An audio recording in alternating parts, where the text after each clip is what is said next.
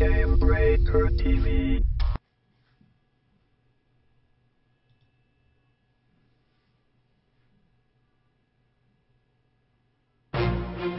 You are watching the first and longest-running new media broadcast for Star Wars The Old Republic. Welcome to Game Breakers The Republic. You will never need to listen to any other Old Republic podcast ever again. Oh, who were they kidding? They're just a bunch of nerds geeking out about the Old Republic on the internet. But here's your host. You don't need to see his identification. It's Larry Everett.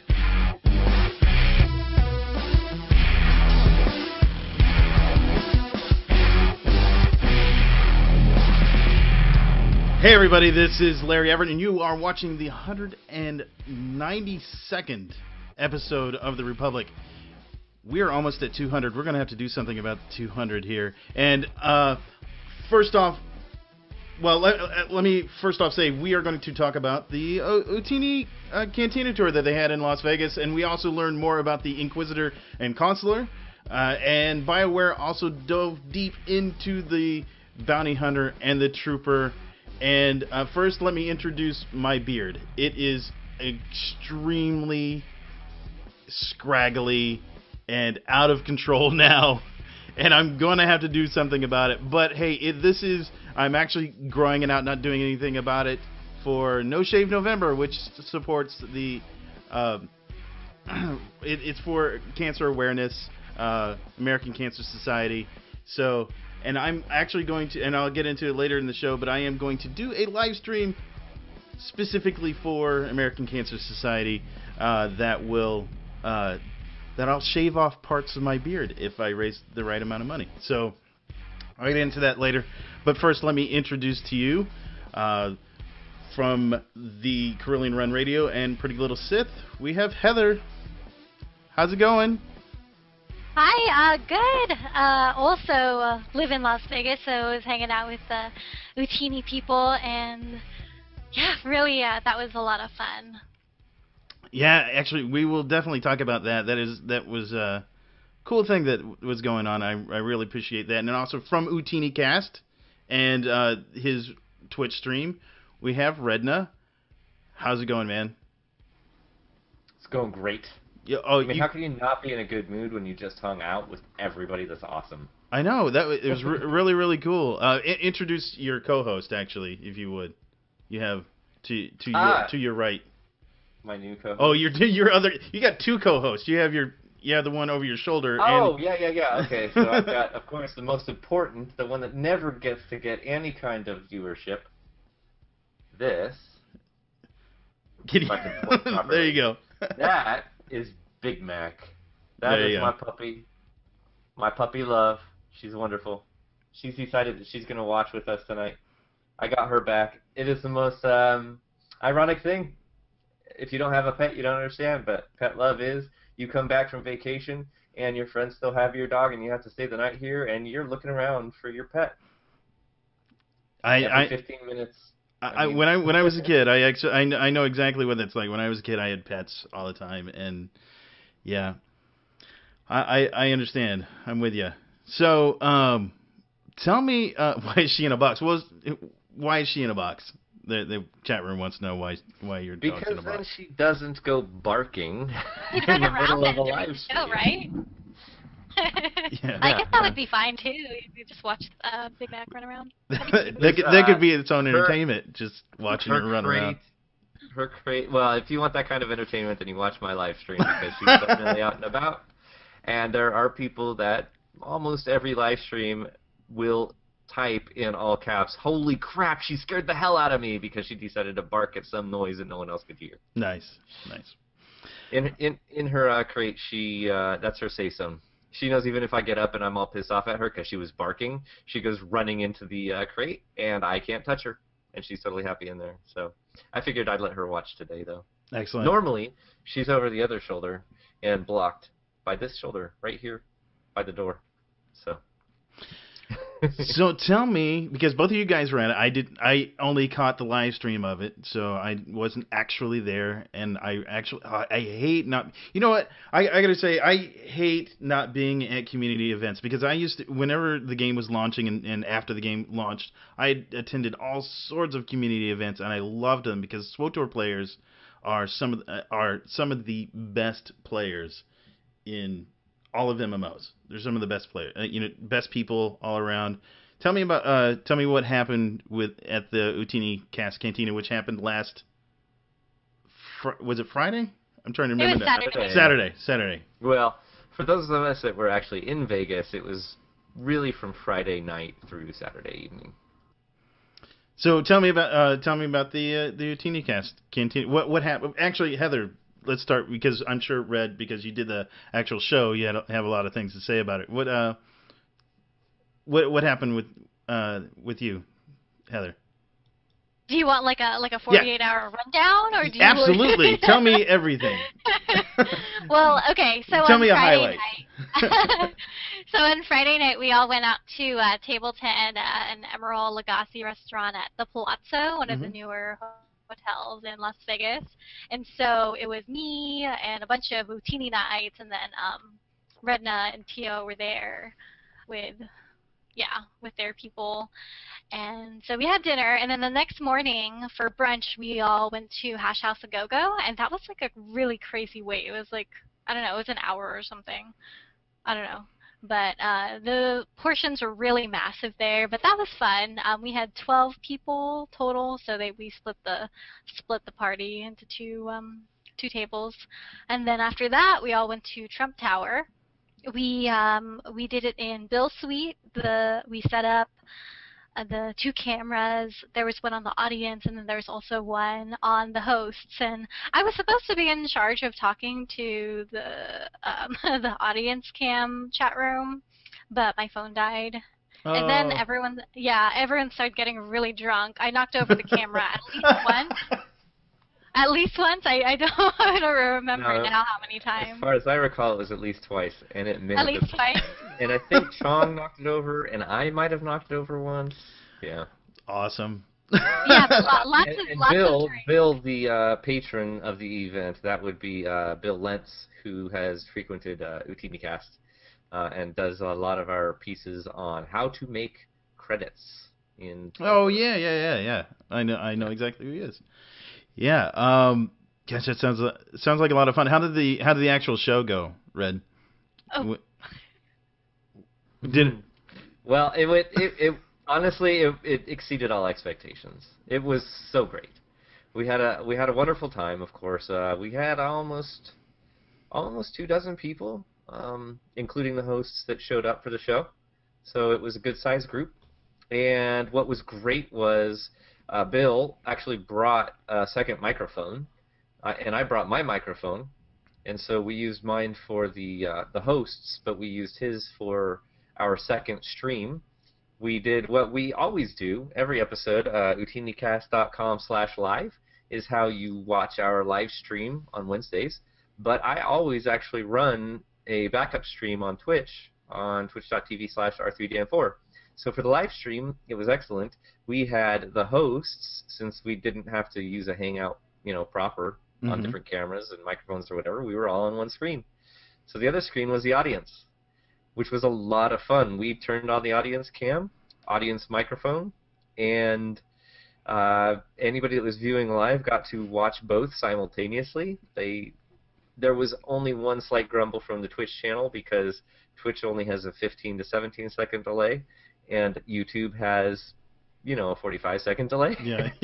So they were seeing audience reactions slightly before the hosts were saying things. But no, it was wonderful, and the audience was great. Everybody that showed up, we even got live questions from the chat room, and none of us had any time to prepare for the show other than Tio, who had at least put together the show notes, but even he hadn't had the chance to really read through it. So it was definitely fly by wire. It was awesome. It was so much fun. I can't even express. It was worth every penny. In fact, I'm really glad I'm not going to the community cantina, because the Utini Cantina was just that great. People that, all watch and are a part of this community podcasts. You know, even the Republic shows. It was actually quite humorous. On Saturday morning, I put on my OotiniCast T-shirt and went to go to that breakfast where we had these really oversized meals, and we're just sitting there waiting for everybody to show up, and somebody comes up and taps me on the shoulder and says, "Hey, are you Tio?" I was like, "No, I'm Redna." She's like, "Oh, okay, well, because I saw Pretty Little Sis sitting over there, and I know her profile picture, and your shirt says OotiniCast."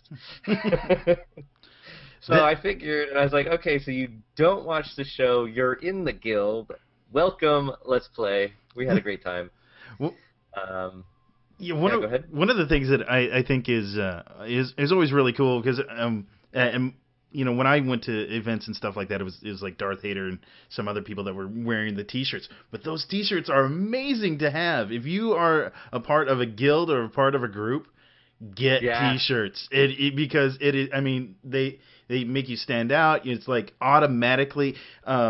You have somebody to, like, if you see somebody else with a T-shirt that you recognize that's obviously a guild from TOR or whatever, you automatically have something to talk about, and I have not met anybody from the TOR community that is not one of the most friendly people in the world. Seriously. Dude, we love each other. I mean, come on, we're all playing the game and we all love it. No matter what problems you have with any aspect of anything, at the end of the day, we like one another. Even the trolls, even the nasty people, you know, it's like, I'm going to totally forgive you if I meet you in person because, one, I know that you don't act that way in real life, and two, you still play the game that I love, so, you know, I'm going to forgive you for a lot just for doing that. Yep. No, it's great, and actually for that meeting, I had the OotiniCast shirt that I had made when I went to Seattle PAX Prime last year, not this year. And that was when Chill and I met for the first time. And the two of us showed up in our shirts.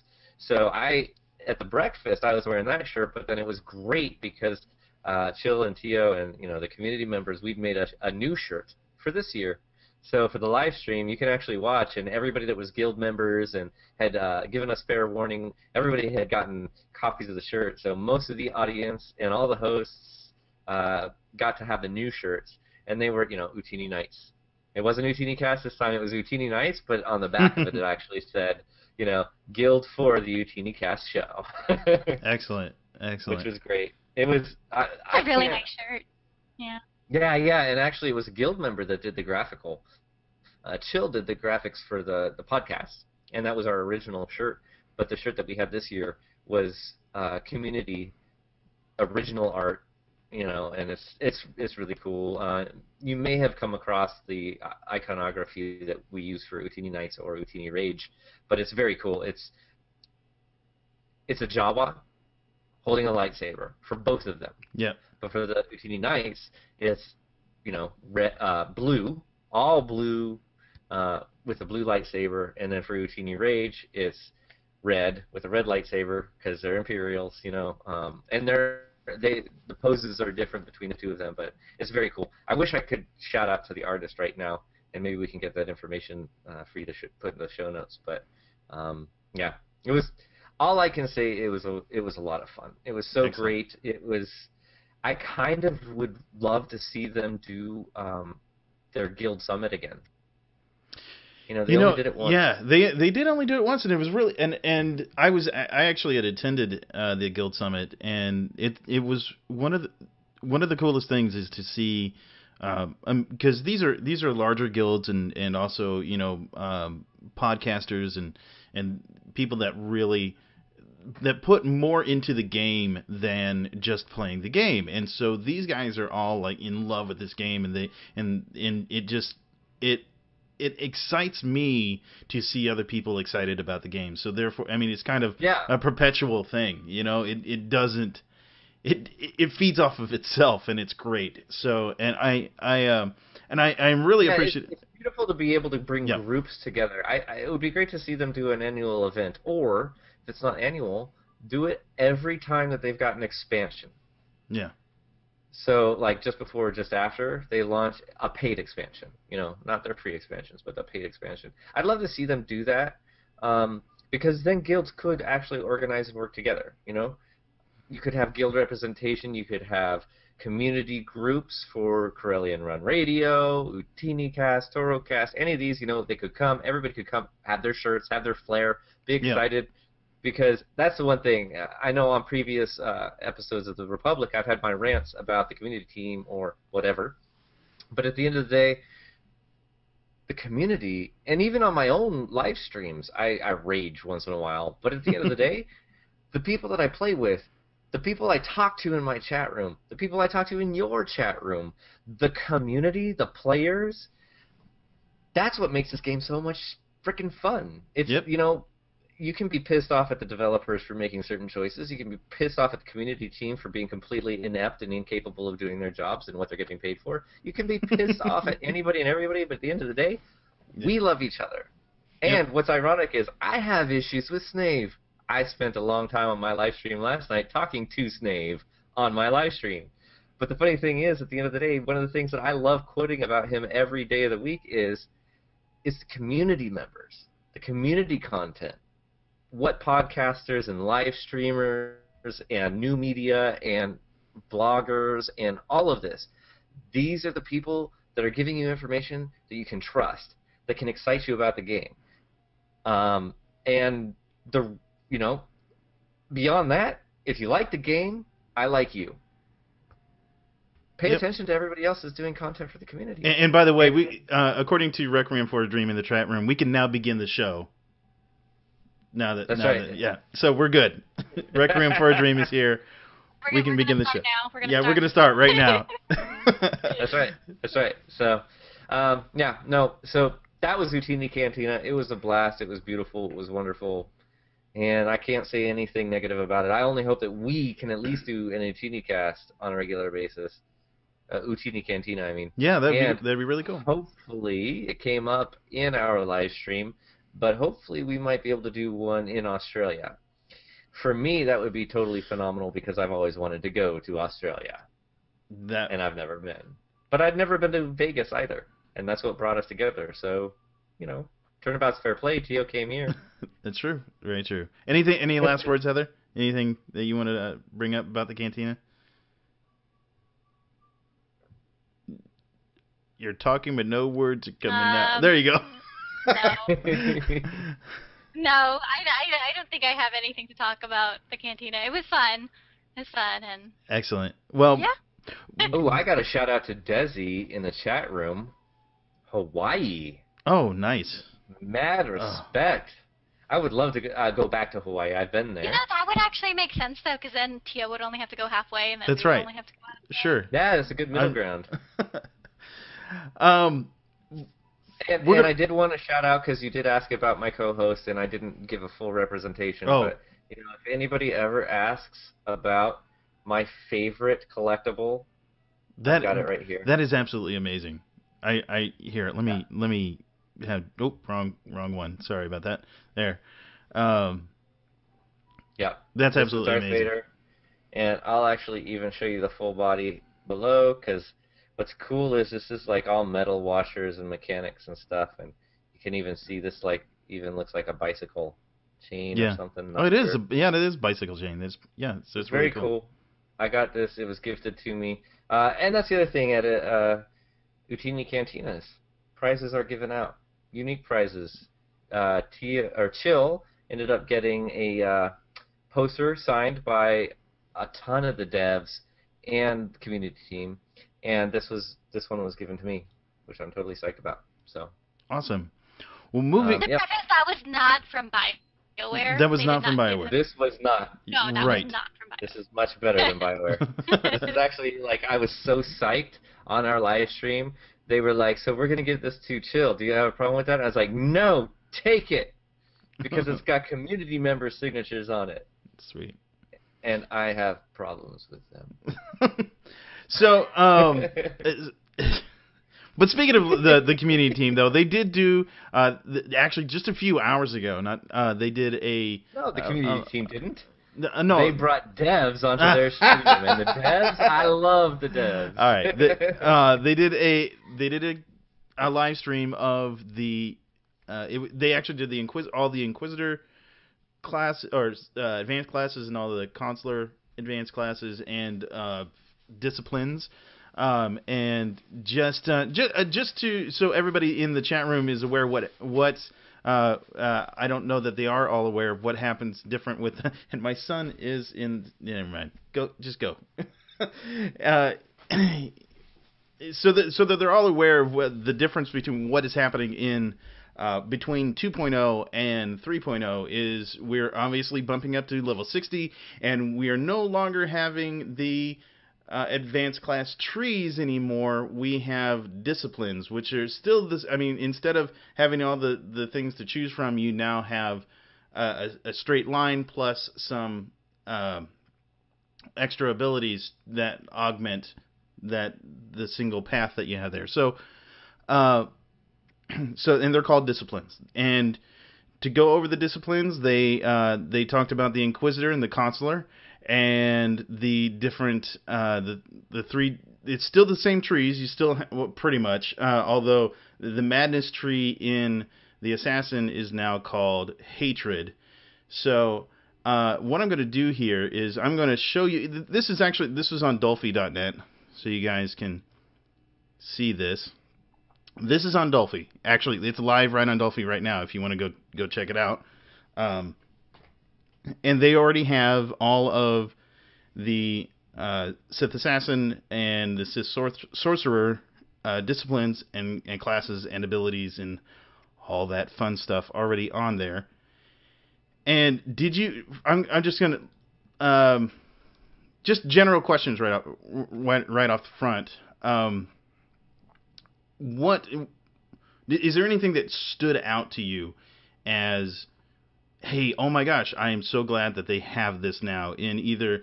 I don't think any of us play a sorcerer. Do you? You don't play on the other side, Sage, do you, Red? I know that Heather and I don't.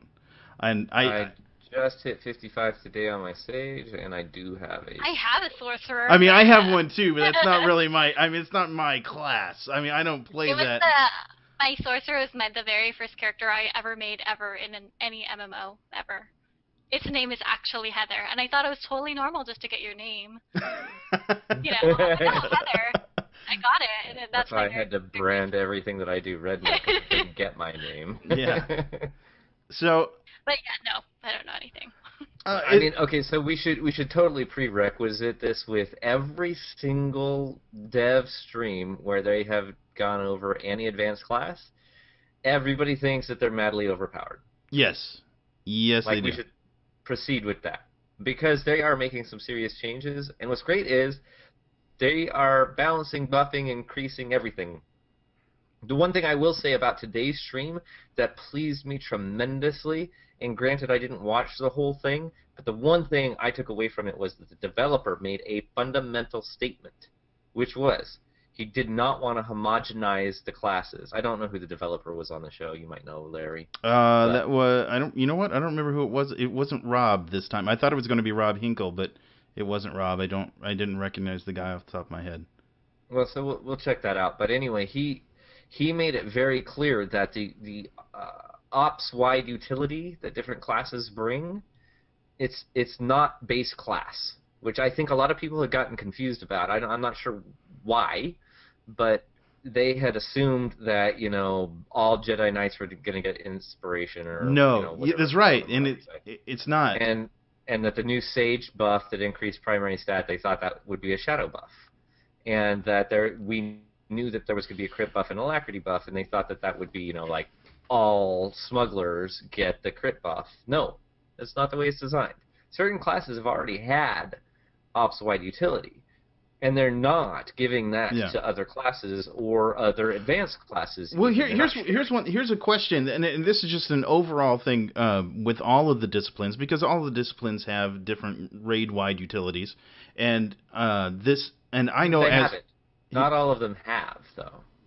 Right. So the biggest thing, and I know as a Marauder, one of the things that was really cool about having a Marauder in our group was the 15% buff that we could give to everybody in the raid. There'd be a Sentinel on the Republic side. We could buff everybody 15%. Right. Like we would sometimes raw damage output. Yeah, for all damage output. And we still have that buff, although it's now, but anyway, I can't talk about that.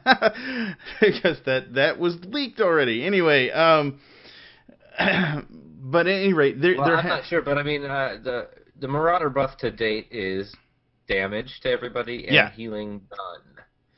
Right. Which is great. And we presume that's going forward. That hasn't come out.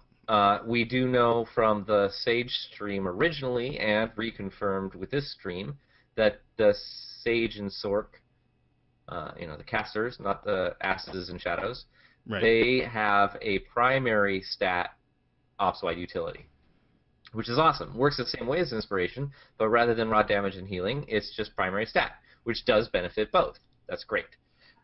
It came out in the stream that Shadows do not get that primary stat bonus. I never expected that they should. Right. They shouldn't.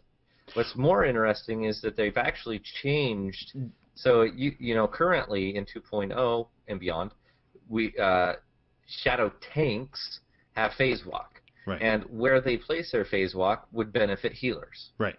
That's actually changing. That's going to now be a utility point that you can put into your tree at the bottom of the tree once you get to max cap. Yep. Actually, we can show this. This is, right? We can show this real quick. If you can pull that up, it would be great. It is this one, right? Yes. Yeah, Assassin Shelter. Which is great because it actually does two things now. It doesn't just increase the healing done, but as long as they put that utility point in, which is cool if you've got more than one Shadow in your group, a tank and a DPS or 2 DPS or whatever. Only one of them needs to have this talent point in there. Or, as they mentioned, based off of the boss mechanics, you might want to have more than one on the ground so that people can move out of stupid but still get the benefit. Or you might want one where the melee are standing and one where the ranged and the healers are standing. But there's a huge benefit here. One is that it is giving not only healing done, it is also healing received by 3% if you're in range. And then for the healers, their healing done, if they're in ranged, is increased by 5%.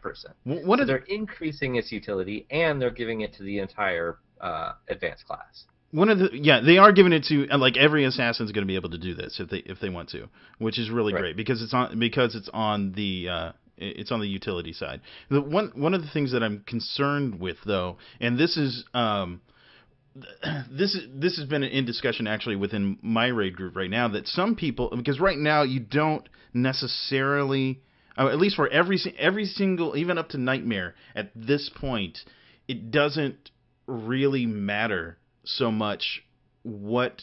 I mean, there's a little bit of composition that you have to worry about, but generally speaking, there's not a whole heck of a lot of composition that you have to be concerned about as far as the raid group is concerned. And now we're talking about people changing classes and playing something that they don't normally play. Well, I'm want your guys' opinion. I'm not exactly sure. I'm kind of on the fence about it. I like the idea.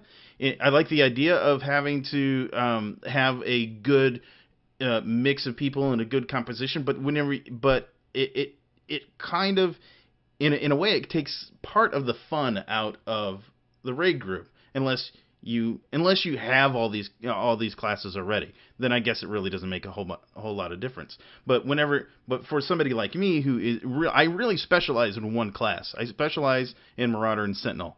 If for some reason, Sith, what do you think? Because you clearly specialize individually in a class, and I have no idea what yours is, and I know what I want to say, and I'm also looking forward to hearing what Larry has to say. Now, you said you didn't know what mine was? No, I don't know what your thought is. What do you feel about this?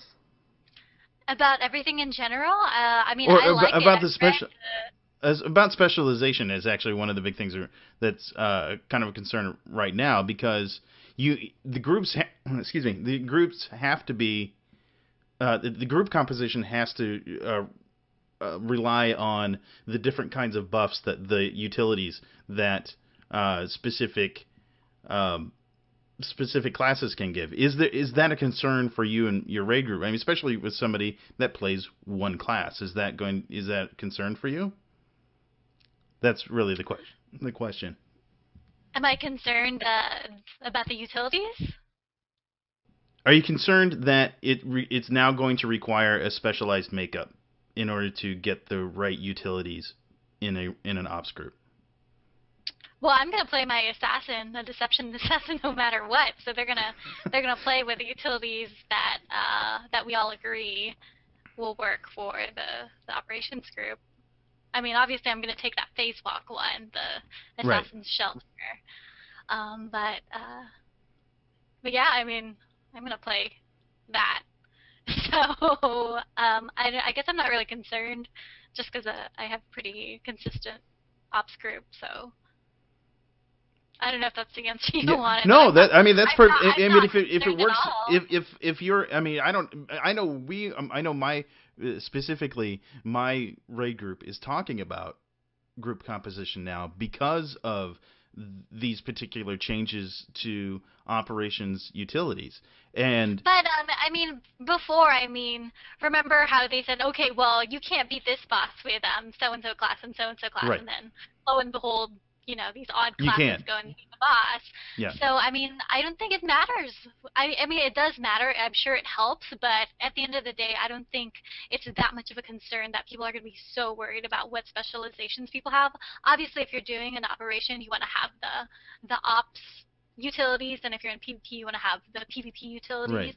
Right. But as far as saying, okay, well, we need a marauder or we need an assassin, I don't think that's necessary. I think people, as long as there's some kind of variety, I mean, don't bring all operatives to your right. Well, here, actually, right? they said that's an interesting point that you said you bring up, is that they actually mentioned in the live stream that one of the things that they used to see all the time, and they didn't want to see it anymore, was the fact that there were ops groups that you would have 2 marauders or 2 or 3 marauders to get you the ops utility buff for damage and healing. Bloodthirst, and bloodthirst, and then you'd have the rest all snipers because of the shield and because of the damage output, and they didn't want to see that anymore, and that is one of the reasons why they has switched these things around to where the operations. So can I interrupt? Well, no, I'm still talking first. Continue. I think this does help with the utilities, because I feel like this offers people a way to play the class that they do want, instead of saying, oh my god, my group really needs a marauder. Sorry, Larry, I know this is your class, but seriously, I mean, I'm gonna bring my damn assassin because I want to, and you're gonna use these specializations, and they're really gonna work, and it's gonna be awesome. I'm cool with that. That's I'm with you. If you have a raid group that is like that, that's amazing. That's awesome, and I'm really glad that you found it. Not every raid group is like that, unfortunately. But go ahead, Red. What are your thoughts on this? Real quick though, go my ahead. raid group, we are pretty. It's a variety. I mean, we have like our 2 range, our 2 melee, and 2 different types of tanks, 2 different types of healers. So it's all different. So I think it'll work really great for us because we're going to have a variety of different utilities and specializations we can use. Yeah. Okay. You can go now. Red, your turn. You've been given permission. You can go. And now he's quiet. Sorry, I was typing in the chat room.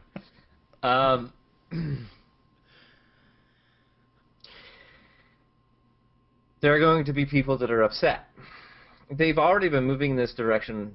However, anyway, it doesn't matter. Like, it used to be like bring as many sentinels as you could, because you could pop inspiration, right. And just pop one, pop the next, pop the next, pop the next, and you pull in a gunslinger because it had the highest DPS and an armor penetration debuff. Even though that was a resource hit for them, it was good because they did the most damage. This is like way back 1.2, well before 2.0.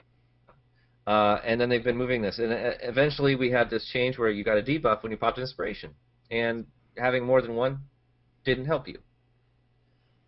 Now we're getting some new utility that's given to new advanced classes, and I'm really glad it's not base classes.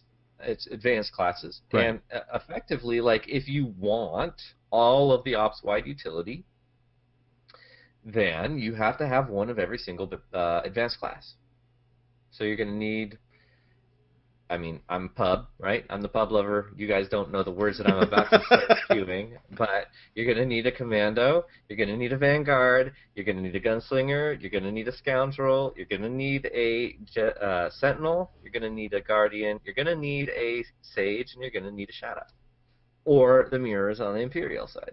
If you want all of the ops-wide utility, which is fine. I think actually what they're doing is they're doing a really good job of giving all of the advanced classes an ops-wide utility that you don't need all 8. You need the ops-wide utility. Maybe you need 4.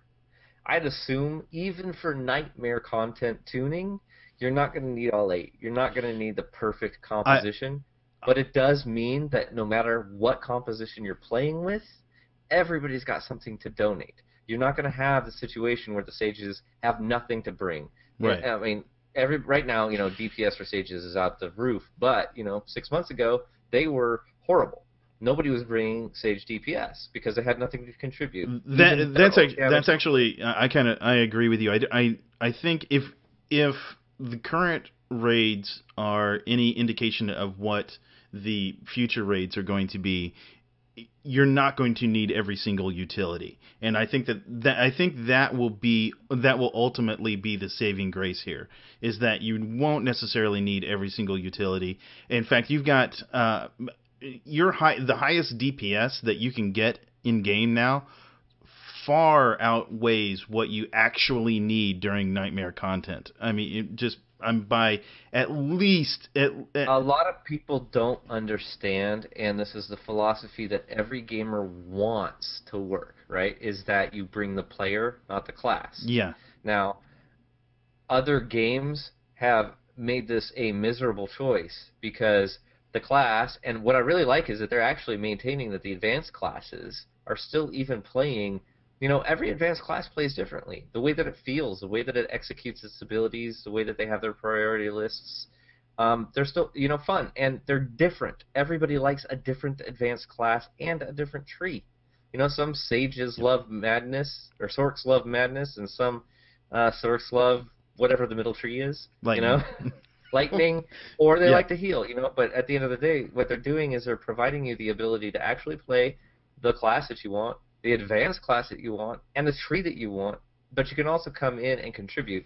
And I think that even though every single one of the advanced classes is going to bring a unique utility, what you're actually going to find is even people like Heather, Pretty Little Sif, who loves her Deception Assassin, and it's been a traditionally disrespected, undervalued class for its DPS. She's frickin' rocking max DPS numbers in her very progression Nightmare Ops group. Yeah. Because she knows how to play. And now she can bring some raid utility so that people can't just judge off of some stupid numbers that other people can't compete with. An individual that knows how to play their character, they're still going to be able to bring group-wide utility. I think we're going to see some certain basic ones, right? Like, Sentinel's still going to be strong. Right. Base damage output, primary stat bonuses, that's going to be great. Although we're seeing that in the discipline trees they're removing the percentage gains. So what does that really mean? And then, like crit, everybody thinks that crit's completely useless right now. But depending on what your group makeup is, crit could be tremendously useful because certain advanced classes and certain trees or disciplines gain resource returns from crit. And that can be tremendously useful when you want to boost pop some alacrity, not necessarily get resource back the way you want, but if you're critting, you're getting that resource back and you're just bursting all over the damn place. I mean, group makeups are going to be a lot more interesting, and I don't think it's going to be dependent on about having all 8 present. It's about using everything you've got in your group. I agree. To the best effect. I think that's ultimately what it's going to boil down to, and which is why I'm okay with this. Which is why I think Heather sticking with her Deception Assassin is going to be just fine, because every indication from previous operations that they've made and just their general philosophy regarding ops and whatnot indicate that you're not going to have to have the best output possible in order to beat a particular raid. Because I mean, if I remember, like the the first group to, I think I want to say it was Dread Palace, the first group to beat that. Oh no, I know what it was. It was TFB. The first one to beat that on Nightmare actually had a the council on TFB. They didn't have a Sentinel. They had a Scrapper DPS. Yes, that's exactly right. They had, and I don't it was a Juggernaut healer, which were overpowered at the time. They had a Juggernaut DPS, which at the time was horrible comparatively. I mean, and they had a Scoundrel and Trooper healer. Yeah. And Sages were OP at the time. Yeah. Like, they did everything wrong, and they were the only people that were able to do it after how many weeks of people trying. Yeah. And it never got nerfed before they beat it. I mean, that's freaking mad. Play. Yes. Yeah, they knew how to Bring the player, not the class. Thank you. Play what you like. Exactly. I had a Juggernaut DPS before, and I was really bad, and so I made an assassin, and I was much better at that. So yeah, I mean, I would absolutely rather have somebody like Heather in my raid group that knows how to play a deception assassin than somebody that has just taken let's say gunslinger because or sniper just because that is the best damage output.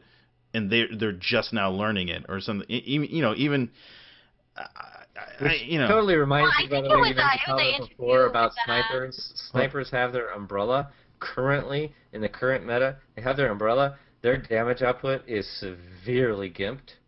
Yeah. Since 2.0, they've been severely gimped. So I mean, you're using it as an example, which is totally okay. Right. I'm just saying, a lot of people are thinking, oh well, it's a pure DPS. Except it's not, because of their damn umbrella. They've been gimping our DPS left and right. And then they've been nerfing the damage output of the healers, scoundrels, or scoundrels and operatives, and which has tangentially been nerfing gunslingers and snipers day after day after day, and they haven't done anything to balance that. That's why I'm looking forward to 3.0, because maybe we'll actually be damage players again. What were you saying, Heather? While I set this up, Red interrupted you yet again. We gotta just. I know we're gonna. I have to. That's right. You me up when I need to be. Oh gosh, I didn't even remember what I was gonna say now. Oh, too bad. It was probably pretty good. It was Maybe I'll think of it later. Well, let's take a look at this here real quick. Since you are our deception assassin, we'll have you had a chance to look at this? I know they just put this up, so you might not have had a chance to look at it. But did you notice anything? I'm pretty familiar with it. Did you notice anything that stands out to you? There was one thing, and I'm trying to find it in here now, that really kind of stood out to me, because this was not something the assassins had before, and I'm trying to find it. It had to do with Whirlwind. I'm actually curious to know what you think too, because there was somebody who said that they were a deception assassin in the live stream today, and I popped back in because, like I said, I gotten bored and wasn't listening, but I saw the comment where they said, here we go. This ability right here, it's Haunted Dreams. If your Whirlwind breaks from damage, the target is stunned for 2 seconds. In addition, Whirlwind activates instantly. This was a old Madness Sork ability. Yeah, third tree. That looks like it'll be really nice for PvP. I don't see myself trying to use that in an ops, but instant Whirlwind, and it stuns them when they come out. That's stun crazy for assassins. It kind of is. I'm a little bit afraid. Some of the ones that I've seen on the calculator kind of make me a little bit afraid of PvP. That we're going back to stun wars again, and I'm a little bit concerned about that. I do like this. Go ahead. You still have to be good. You still have to know how to play. I mean, you can have all these cool... People play Flavor of the Month all the time. Yeah. So if this particular thing becomes a Flavor of the Month thing, I mean, you still have to know how to play your class. Well, I wouldn't be too worried, but people will get good at it, I'm sure. They have mentioned in the live streams and maybe somebody can clarify exactly how it's done. It's not usually something that I do because I play DPS, but one of the things you can now stun break other characters. So if somebody is stun locked, isn't that what the cleanse does now? And like you cleanse it and it breaks their thing. Okay, I wasn't sure if it was the cleanse or a purge or what it was that exactly did that, but yeah. So if you, so that's an added bonus. So it's not necessarily going to be stun wars then, if that's the case. If you have somebody that is on the ball and is paying attention to what's happening in the field. It depends on whether or not a global cooldown is worth a cleanse as opposed to actually giving out heals.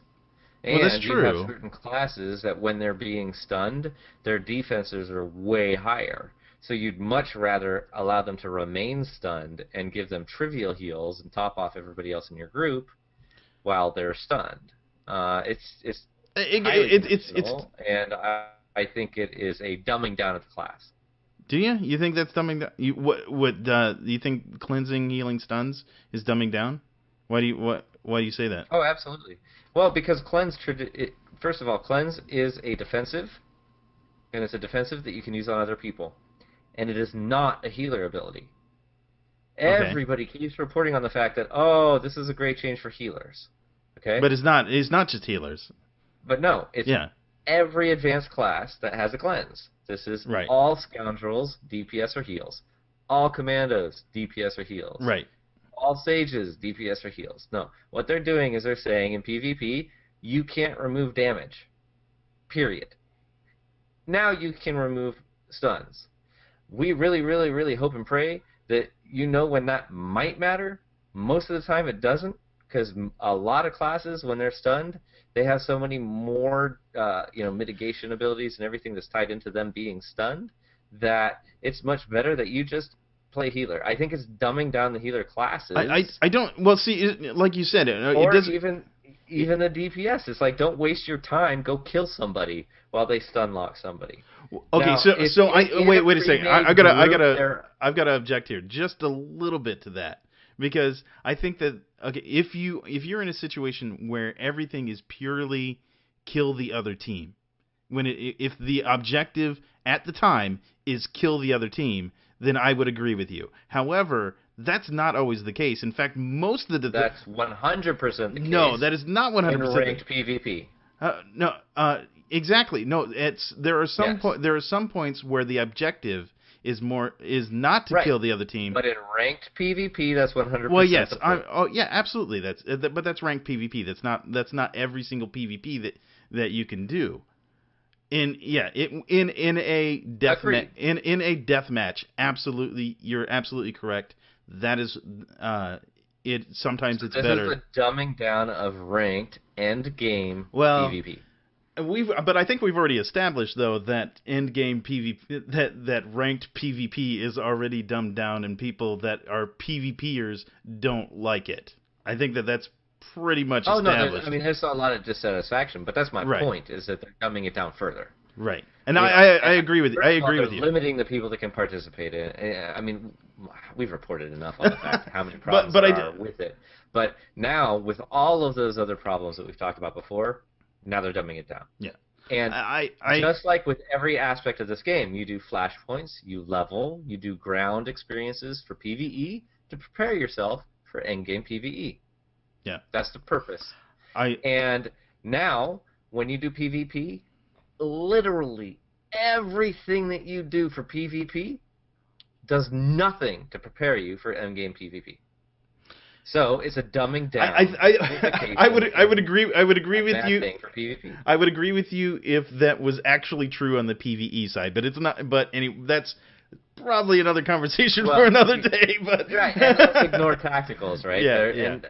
So we came up on our show previously, but effectively the entire team is moving away from the notion of playing the game beyond a solo game. Yeah. That's which is another conversation we should have, and maybe that's another episode. Yeah. But it really doesn't. I'm we should wait until after 3.0 to have this conversation, but I'd really like to have this conversation because all indications look like they really don't care about the MMO of this MMO. Everything that we've seen, and we know that they're going to be having flashpoints that you can solo. Oh gosh, we know that we're really on a tangent here, but I do want to comment on that because you're kind of right that they are losing a little bit of the MMO part of the MMO is because and the reason being, and I don't necessarily disagree with them from a I guess from a production standpoint. I disagree from a player standpoint because I am an MMO player and I want to play an MMO. However, they one of their goals, especially with 3.0, is to finish off the Revan story. The Revan story, which started as a single player game, and that's why they're having and James Olin actually said this. I mean, they said this was their goal with this expansion. And part of it was because they wanted to, and you see evidence of this by doing solo flashpoints because that tells the story of how we get to this point in 3.0, and then solo flashpoints within 3.0, and those kinds of things. And so I think that they are that's the route that they're heading, is that they are looking at the leveling process from 1 to 60, including the Forged Alliance flashpoints, as a solo game and not a team game. And once you get in, none of that right there prepares you in any way for group content, which I don't agree with from an MMO player standpoint, but I can see it from a production standpoint because it draws more people in. I agree, but yeah, I also don't like how there's solo flashpoints, but I do, when I level, I never level with other people just because I like to sit there and watch the class stories. I don't want to have to wait for other people.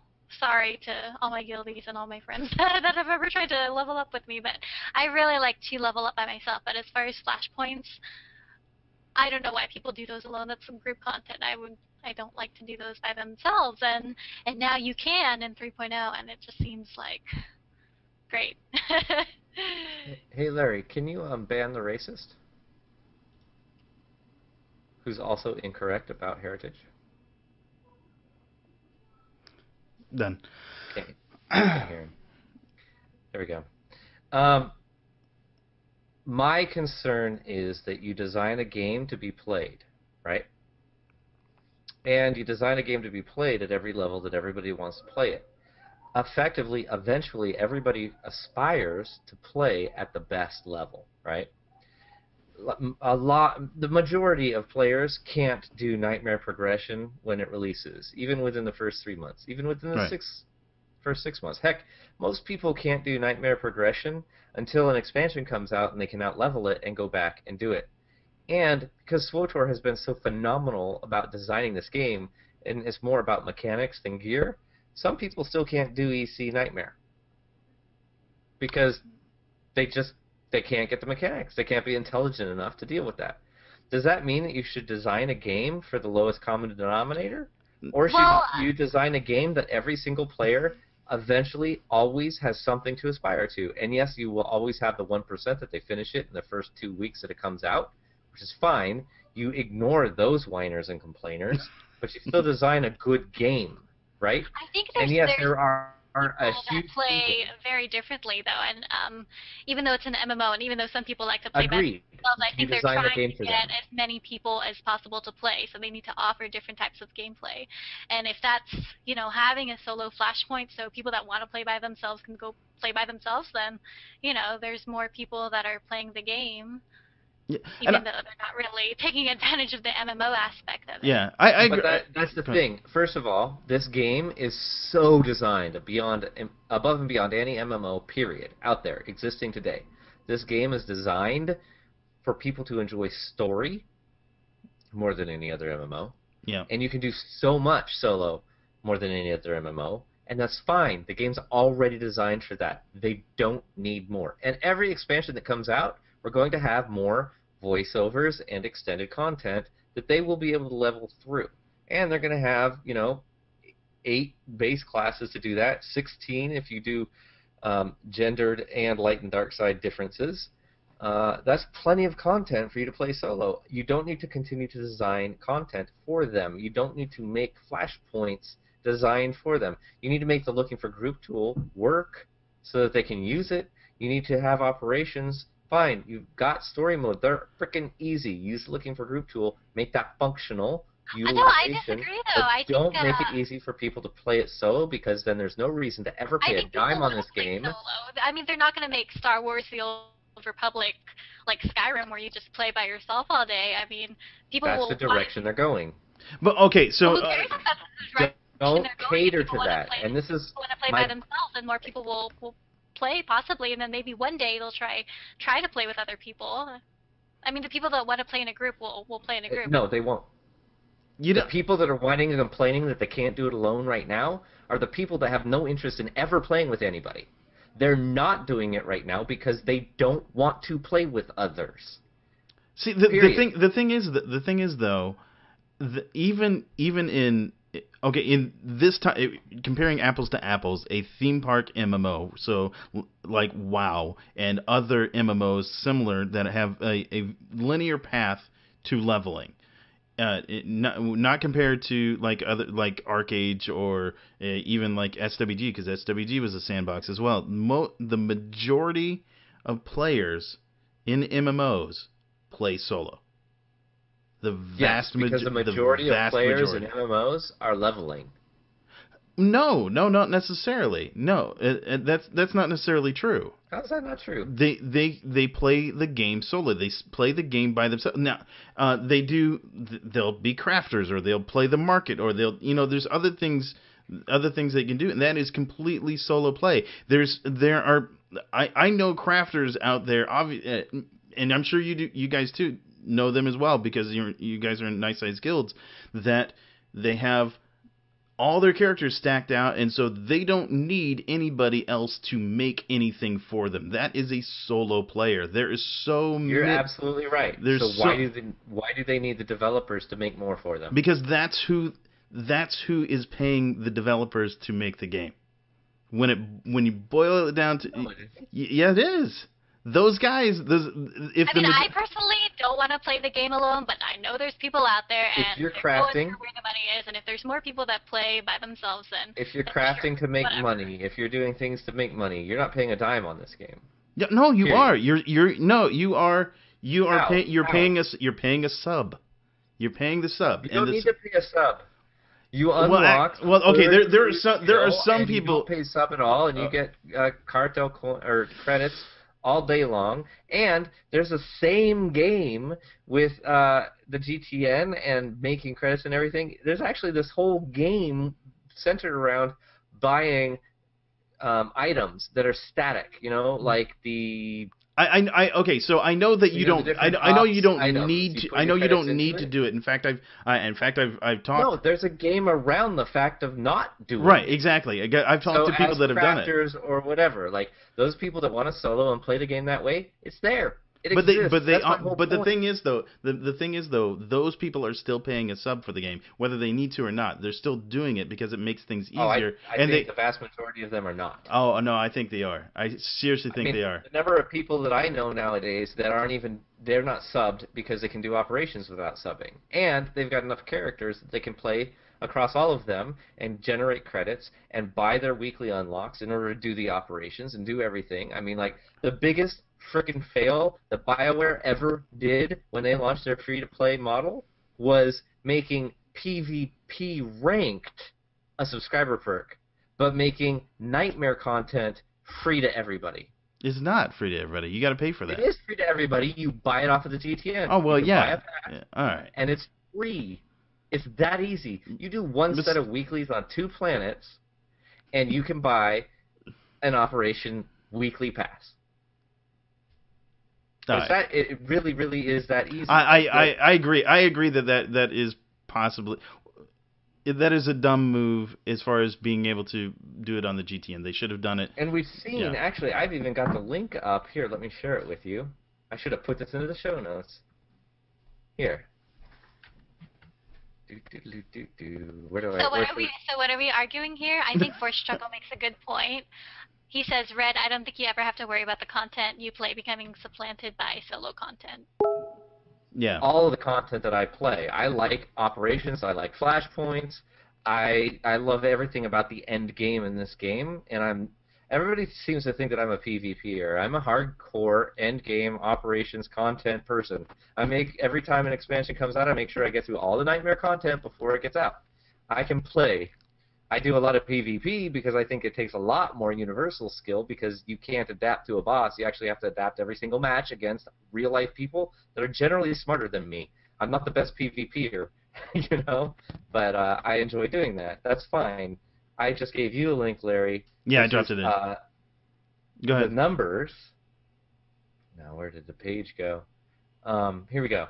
What you see on this is like the difference. This is PvP ranked.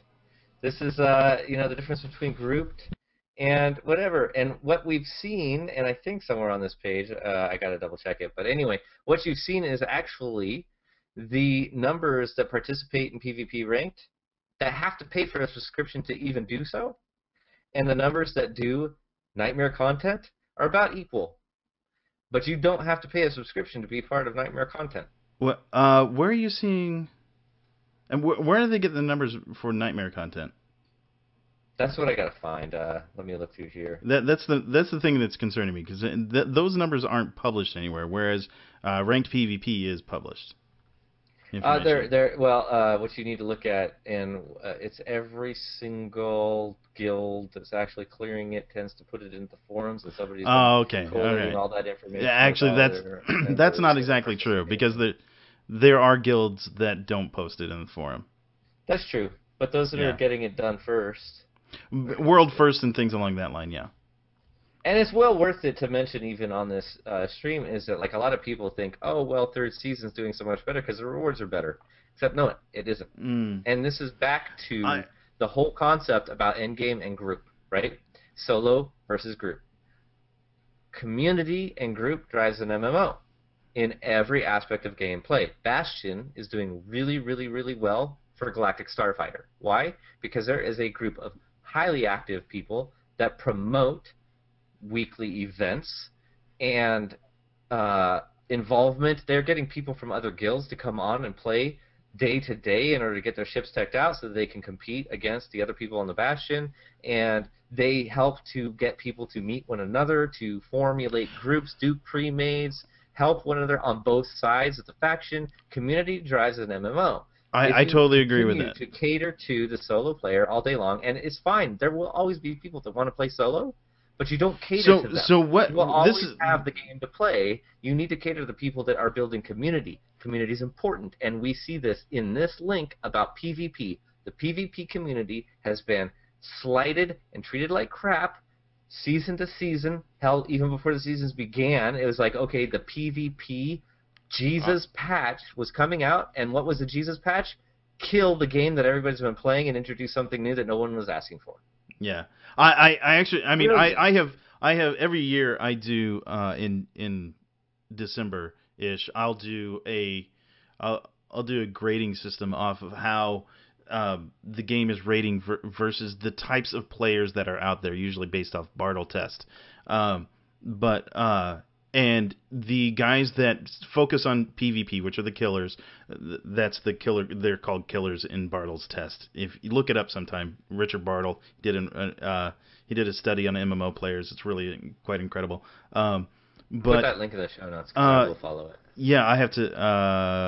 I'd have to look it up now. I don't remember where. Yeah, show notes after the fact. After the fact. But at any rate, anyway, he talks about the killers group, and I did this grading system, and every single time I've looked back on this year after year, they have got the lowest grade, and so I absolutely understand that. Whereas in other areas they've gotten A's in order to make, and I honestly agree believe that the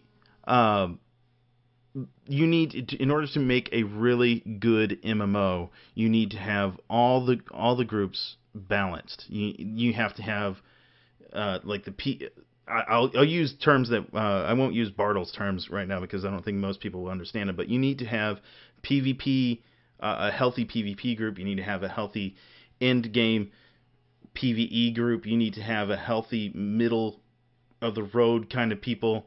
And so there needs to be a really good balance. And I don't think that, and I agree at this point, TOR does not. However, at the same time, they're in a situation. The developers of TOR right now are kind of in a situation where the people that are paying them, and they are paying them, are majority solo players, and so they're in a situation where they have to still cater to the people that are publicizing, which are the community, like community podcasts, like and shows like this one, like OotiniCast, like Curly and Run Radio. They still have to cater to them because we're talking about the game, and they have to cater to our styles, but they also have to cater to the people that are the majority of the player base, and unfortunately, that's not always community focused. And personally, I would like it to be completely community focused. But I also realize that at the end of the day, they need to pay the bills. And if it's just community focused, lots of games in the past have been just community focused, and they fall to the wayside, and they don't make as much money. And so I understand why they want to push some of that. Excellent. I've got a good conversation point. I had Snave in my chat room on my live stream last night, and we were discussing this. The people that are spending the most money in the game today are buying outfits off of the cartel market. The cartel market is where they're generating the vast majority of their money. There is a perfect corollary, and I think that BioWare needs to take this into account, which is that League of Legends, which is a PvP game, 5v5 PvP, and they've got frickin' millions and millions. I mean, they're the biggest free-to-play game in the world, flat out. And there is no advantage other than making your character look a certain way. At the end of the day, that's all that matters. You might be able to unlock certain characters or whatever, but at the end of the day, you have to be a level 30. You have to have a skill set. You've got to be able to maximize your rune distribution, yada, yada, yada, yada, yada. The only thing that money really gets you is skins, outfits. Well, that's not exactly true either, but yeah. No, it is. It really is. It's so much, tremendous amounts of money that is, because you will never succeed in that game if you don't know how to play. Ever. Well, it's a PvP game. Yeah. Yeah, and you cannot get your runes with Streamline every single class that you would like to play, right? Yeah. I mean, that's where there is no pay to win in the game. Yeah, right. You can unlock characters so that you can buy them with money, but you still can't maximize that character without playing it. Or playing other characters. You're also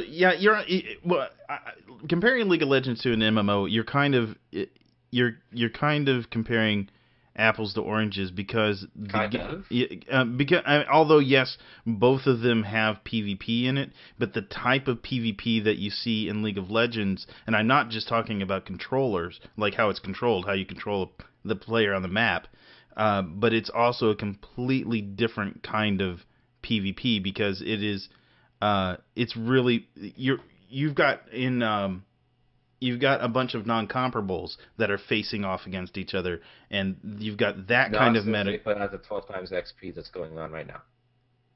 Well, no. Well, what I'm saying is the complexity of the characters in the environment. That's not true. The complexity of the characters in, or excuse me, I should say the meta of the characters in League of Legends is different than the meta of the characters in an MMO.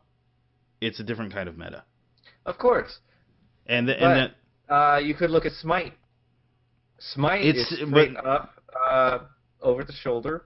Well, no, I'm not talking about actual gameplay, because Smite is the meta for Smite is the same or similar to the meta for League of Legends. It's like MMO PvP.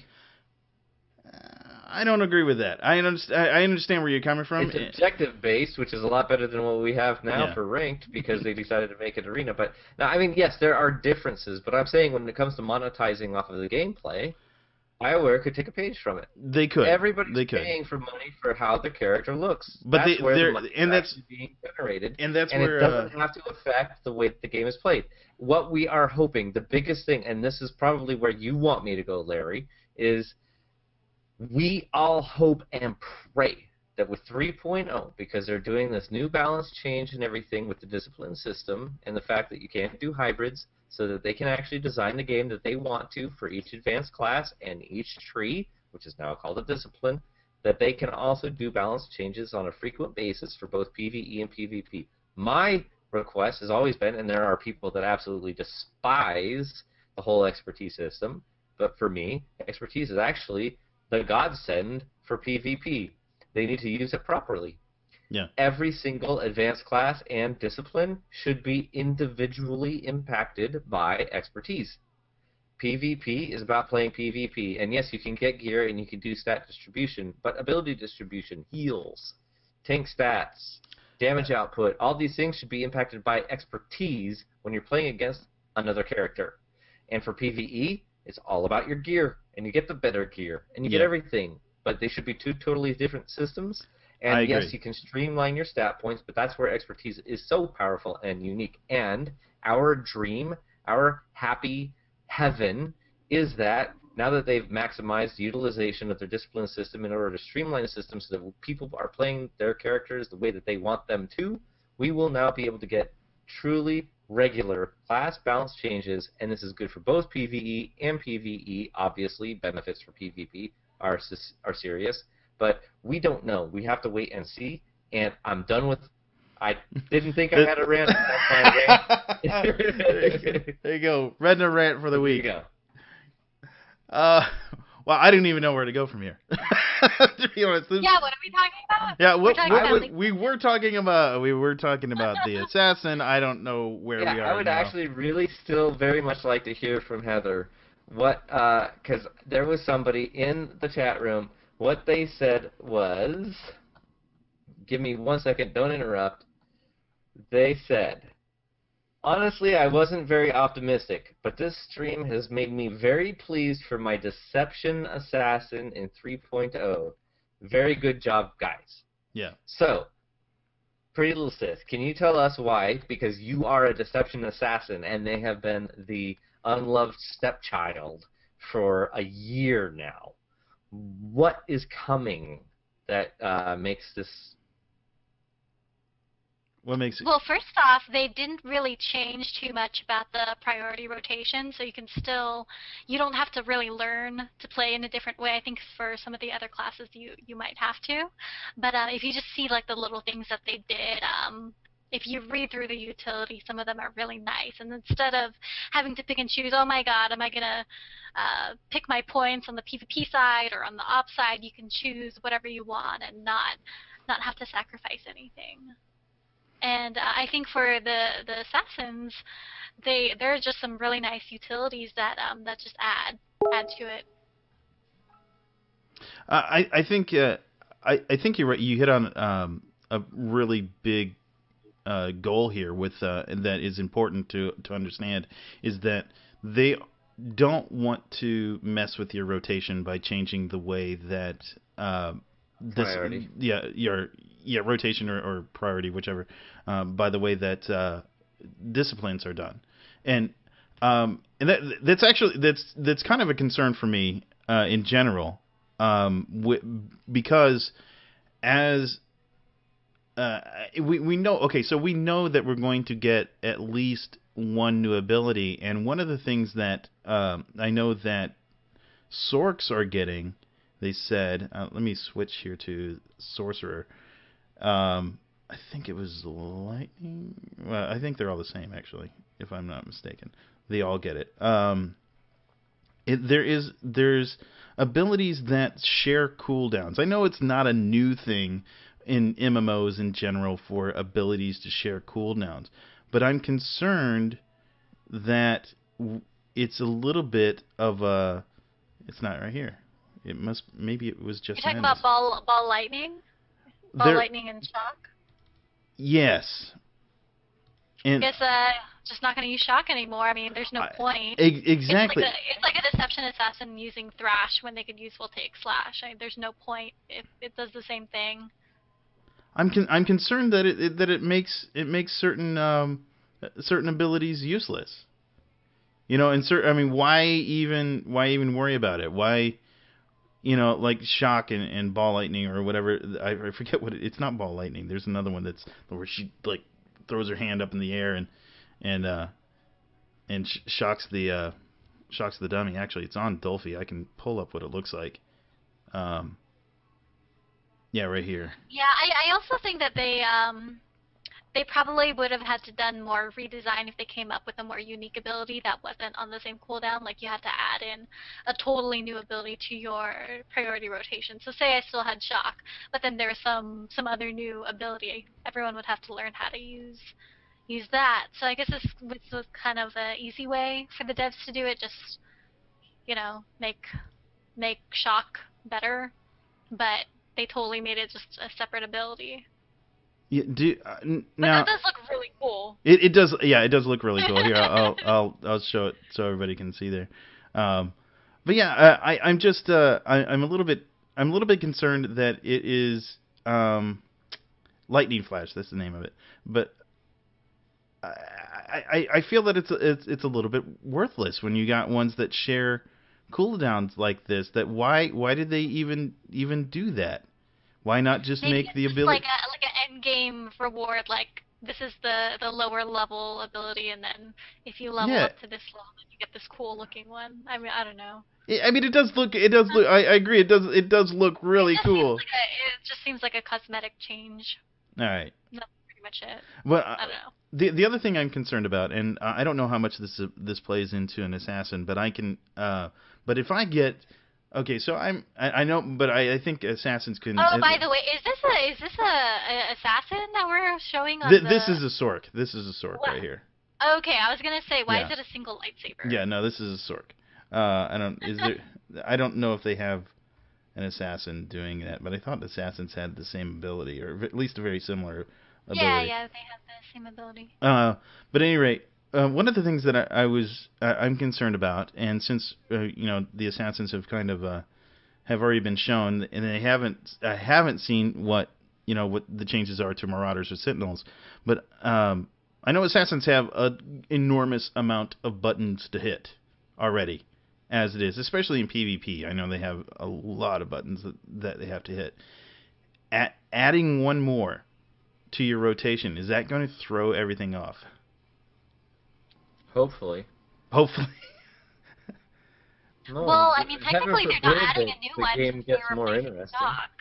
They are. Hold on. They are. It's not just. They're not just adding shock. Here, let me go over here to the assassin, and do they show it? They don't show. Oh, there we go. No, I looked. So you have. Yeah, they had a couple of them.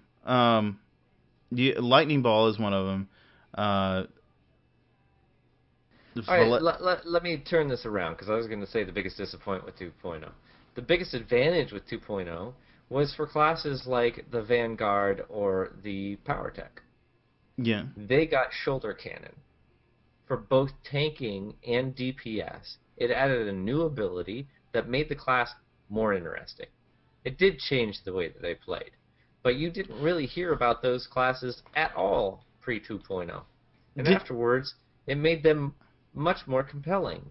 So yes, I mean, everybody's terrified that their class is going to be changed.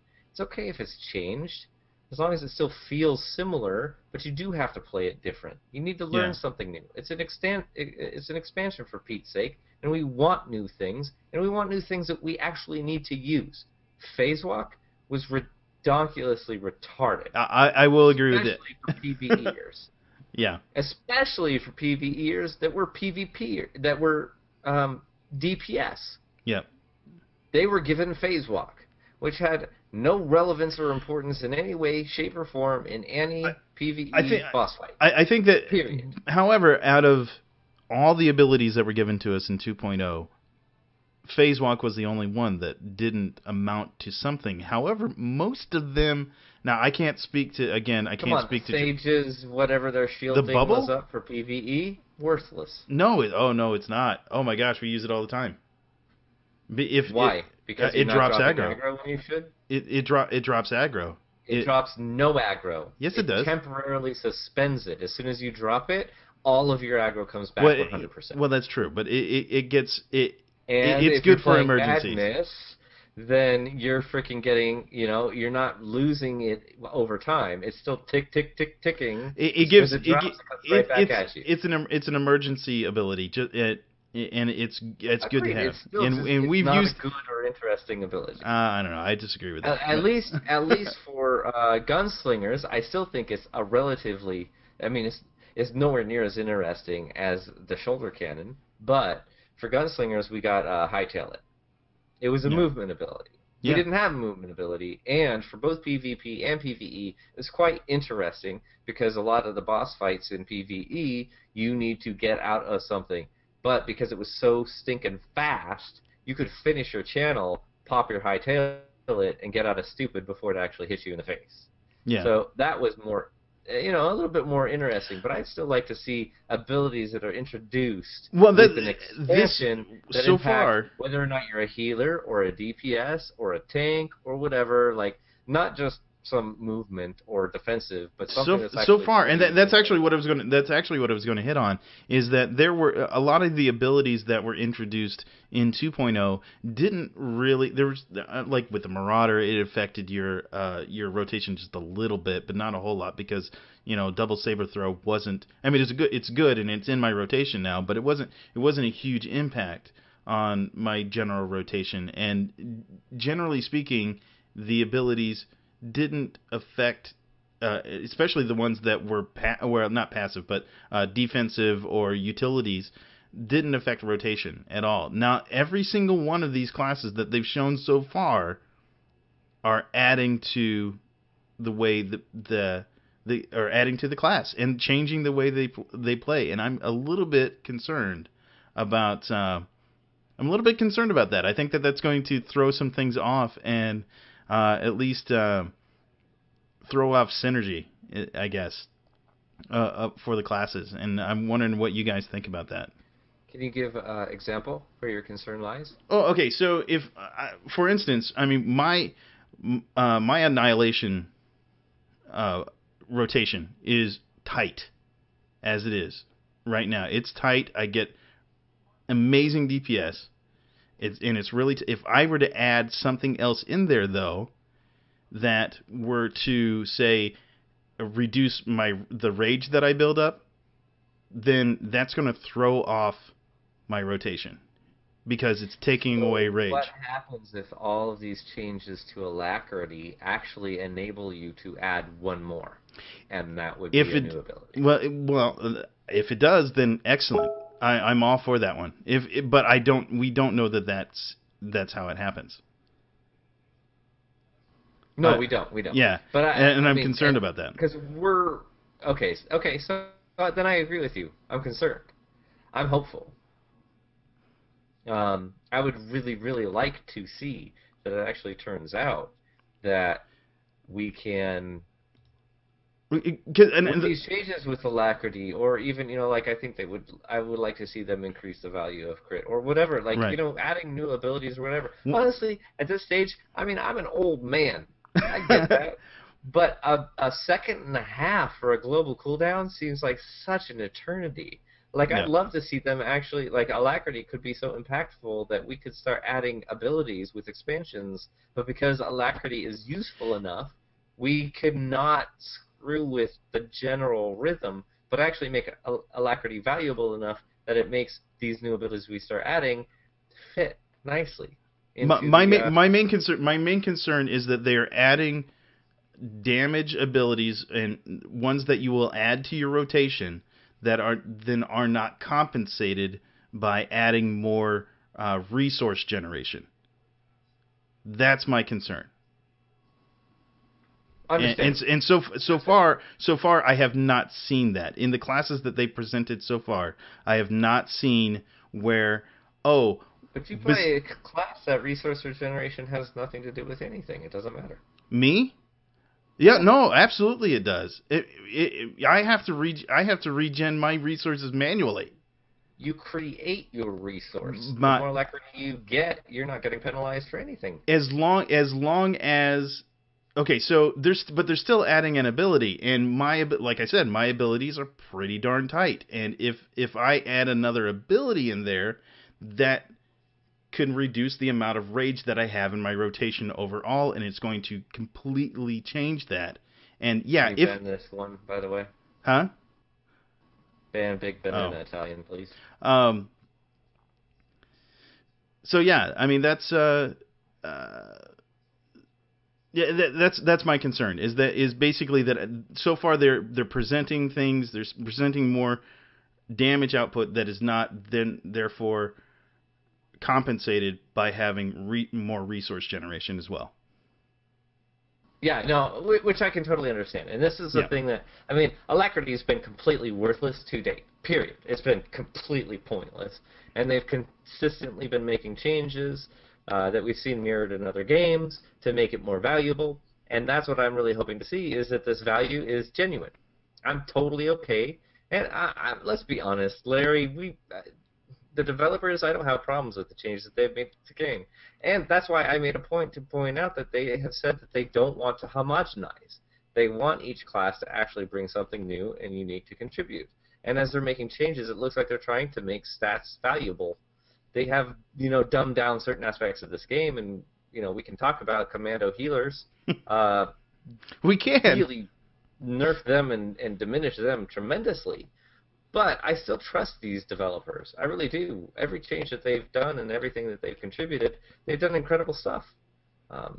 It's unfortunate that our community team has no ability to communicate that information to us. But when they actually get on camera and speak to us, I'm happy with the things that they share with us. And I'm very hopeful. I mean, 2.0 is a big blank slate. And they were very clear on this most recent live stream that nothing is final in what they've been showing, what we've been seeing from data miners that are giving us information that is not entirely consistent with what's going live, because they said they opened up the beta, they opened up late. Yeah. They deliberately did it late, but they also gave us things to play with if we were in the beta. That was certainly not going to be what is going to launch on December 2nd for the pre-orders and December 9th for the rest of the world, I guess. But we need to have faith somewhere. I think the devs are intelligent enough to do something good. Especially, my biggest thing was like the fact that they weren't homogenizing classes. Yeah. That makes me a lot more expectant that they're going to do a good job.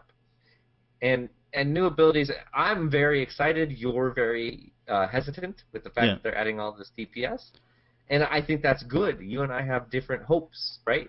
I'm really hoping that they add new abilities because I want to see classes change. I do change, but you don't want to see them get ruined because it becomes clunky. Right. Like, say, Saboteur Gunslinger, right? Right. Where it's just so awkward and it doesn't feel good. And I agree with you on that. That's my main concern. I absolutely want to see new abilities come into each class. I want to see I want to see useful abilities. I don't want to see an assassin shelter again. I want to see things that add to the overall synergy of the class. I want to see. I don't necessarily want to see, this is another good thing that they brought up, and I don't necessarily want to see an increase in DPS. Although I know I'm going to see that just because, hey, we're getting 5 new levels. But that's not necessarily my goal, is to see the numbers get bigger, but to see the more utility add to the class, more not just an additional DPS, but you know what, this new DPS adds something to the overall group composition, whether that's in a PvP situation or in an ops situation. So we totally went off on a tangent, and unfortunately, I don't think I don't want to. But I just want to mention really quickly they did talk about the Power Techs and Mercs and the Why don't I have the Republic side on here? I guess the two calculators are different. And the Commando and Vanguard. And the Commando and Vanguard. So they did talk about those. I don't have a whole lot to say about those because those really aren't my classes. I have played an Arsenal. Knowing how long we're going, I really only want to make 1 point. Okay, go ahead. One Singular. thing. Only because I haven't successfully done it on my own live stream or OotiniCast. Tremendously disappointed in the change to the Commando/Mercenary Healer change. There have, in the talent trees that exist today, you distribute your talent points, and using your AoE heal that you throw on the ground, you incorporate, especially when you use your healer stacks that you build up and you consume them and throw them out. Yeah. Tons of mitigation. What I've actually really enjoyed, okay, so sages have had their bubbles, and so they mitigate damage without actually healing. And then this, with the commandos, has been really intriguing and why I love playing it as a healer. The only healer that I actually spent a lot of time with, you throw that down, and it when you pop the overcharge or whatever it's called, do tons of mitigation. Is really this the class where they're removing, I think it's Colto Missile, that big green thing? They're also removing that from the class as a base ability for the DPSers, yes. Yeah, one of the things that I think is that for me, I think that this is a really interesting move that they're doing, and I think it's a welcome move that they're doing for the mercenaries and also for the commandos as well. On the healing side, they're getting rid of it's rapid shots is what it is on the mercenary side. I forget what it is on. It's the basic ability. Hammer shot. Okay. They're getting rid of that. When you're in healer stance, hammer shot when you target a friendly gives it a little bit of a heat. They're getting rid of that, which is I think is pretty cool, and because mainly, and this is mainly for PvP reasons, why I think it's really cool, is because now it's not going to be as obvious that, oh, this guy is healing and this guy is receiving the healing. It's now going to be a little bit more subtle, and you're muted. Wait. You're a pub lover? Because this is not a mercenary problem. This is it's a mercenary. Problem. It's a mercenary problem too. It is no. It's a bigger. You don't see a giant green laser beam. Well, that's true. It is a bigger problem. When the killers shoot, they have like the green thing on their guns. Yeah, they have the green thing on their guns, and they're shooting. Yeah, they're shooting the other guy over and over again. Yeah, but you gotta be looking at them rather than seeing this green beam that's going across the entire screen. And you're like, okay, well, obviously he's follow this giant green beam over here. When I first started playing this game, one of my friends, Ed Park, everybody that's been watching the Republic for ever knows exactly who I'm talking about. Ed Park played a commando. I was playing a sentinel, and we would the big, huge, giant green beam would always get us in trouble, and I am so glad to see that going away. And Me too. Yeah, so me too, because I played a trooper healer for so long, and I didn't use that ability in PvP flat out. I don't either. Such a flag of death. Yeah, it was just like, hey guys, it's like putting a big target over your head and saying, "Look, I'm the healer. Everybody kill me right now." I'm the idiot. So yeah, and even with the benefits, because they've gotten a lot of good PvP love. They're still nowhere near the scoundrels or operatives, but yeah, I'm glad to see that go too. Right. But anyway, my whole thing is that they're removing so much mitigation, and they're balancing it. It's like, okay, certain abilities are getting bonus healing. There's the mitigation is being removed entirely. You can use it more frequently because rather than 30 stacks, you only need 10 stacks. But at the end of the day, actually, I guess maybe what I should be saying about this stream today is that the thing that I feared the most from this game, they aren't doing. I feared more than anything homogenization. And I'm not seeing it. They're doing a great job of avoiding homogenization. They are deeply pursuing dumbing down this game. And that is now my biggest concern. They're dumbing down a lot of aspects of this game for PvPers, for PvEers, for healers, for tanks, for DPS. They are dumbing down. And I really, really like the gap of if you actually know how to play, then you're good. It's like Pokemon. I mean, 5-year-olds can play Pokemon and be successful, but there's so many. But most 5-year-olds are better than the average gamer playing Star Wars. I don't necessarily. I do see your point as far as them dumbing it down a little bit, but I still think that we are still at a point in this game where there is a large gap between the skilled player, especially in PvP, between the skilled player and the guy that is just playing the game to casually or to have fun or whatever. I still think that that's there. Yeah, I still think that that's there, and I don't think that is going to go away anytime soon. Do you think that's a bad thing? No, absolutely not. I don't think it's that bad that they're dumbing it down, because then more people will. I think it's bad they're dumbing it down. I mean, they're still going to have Nightmare Ops. I mean, you've always said that you're happy with what they're doing with operations, so I don't think it's a bad thing. I'm happy with what they do with advancing mechanics. I'm not happy with what they've done with Nightmare Ops. For the same reason that I've said it a dozen times this episode alone. They are responding to the squeaky wheel. Yeah. If you're constantly responding to the people that are complaining, you're going to ruin the game for everybody else that's happy with it. And most people that are playing this game are actually happy with it. You're going to be ruining the game because... like the people that were complaining that operatives were killing them in PvP, so they super nerfed it because people were whining about it? Yeah, I mean, I could list a dozen different ones. That's one example. It's absolutely operative healers. That's a different issue, but that's intellectually you can break that down and give a logical argument for it. But instead, they just listen to people that complain and complain and complain. And most recently, hey, I want to play solo. I want to play solo. I want to play solo. Fine, play solo. We've got 60 coming in December. 60 levels of solo play. Play it. That's with true. Every base class. Light and dark side, male and female.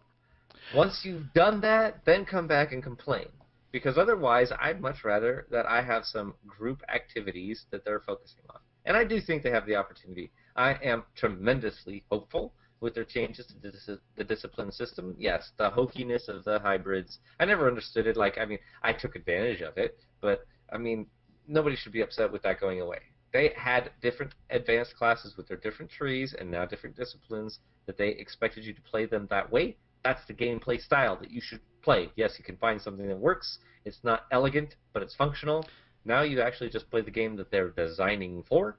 And we should hopefully now start seeing more frequent class balance changes and more interesting gameplay mechanics and operations and differences between Nightmare and Hardmare mode, because they can design those fights specifically for how they design you to play the characters in the first place without having to deal with everybody else breaking their game. And I didn't think it was an exploit. I think it's how it was designed, but they couldn't account for how they were designing it. Now they can. Well, if you want to we got to end it here, guys. If you want to catch more of Rednut and his rants, you can follow him on Twitter at R3DN4 or catch him on Twitch TV /R3DN4. Definitely watch his stream. It's a lot of fun. He talks to the community all the time, and he talks to his chat room and answers questions. And it's all about the people that watch. Yeah, and of course, catch him on OotiniCast. It's OOTINI cast.com every week. And you can then catch Heather on Twitter at Heather_PLS. You can also catch her on PrettyLittleSith.com and every other week on Carillion Run Radio, which is CarillionRun.com. Thank you both for being here. If you want to catch me more, you want to see more of what I do, I am on Gamebreaker TV every single day. I write for Gamebreaker. You can also catch me on Twitter at Shadow, SHADDOE. And then, gosh, I'm also Hyperspace Beacon. I produce content over there about Star Wars Rebels, Star Wars The Old Republic, and every single week. And you can also obviously catch me on Massively as well. I do the Hyperspace Beacon column on Massively. Thank you guys again for showing up. I can't wait to see you guys again next week at Thursday at about 6:30 p.m. PST. Thank you, chat room. I'll have a big surprise next week on Thursday. I'm sure you guys will know by then. Actually, some people should know by now, but I'm not going to talk about it. There's a post on PrettyLittleSith.com. Yes, go to PrettyLittleSith.com. Go to. Give me some screen time. Oh, because everybody was asking about this all day long. Big Mac says hello. This is my dog. She is in the crate. Be quiet, but she loves you.